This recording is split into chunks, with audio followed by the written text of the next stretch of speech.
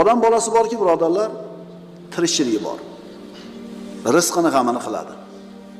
Mana shu rizqini topib yeyishlikda insonlar o'zlaricha turli bir hiylalarni, turli bir sxemalarni, turli bir yo'llarni izlaydi.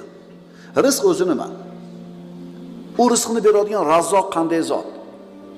Nima qilsak mana shu rizqimiz keng bo'ladi, barakotli bo'ladi, mo'l bo'ladi. Nima qilsak buni aksi bo'ladi.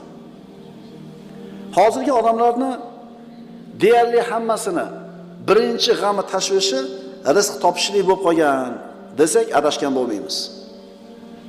Lekin rizq nima edi?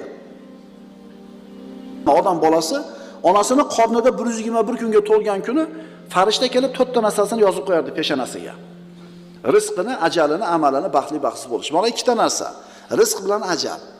Bunga insonning hech qanaqa aloqasi yo'q. Bu ko'p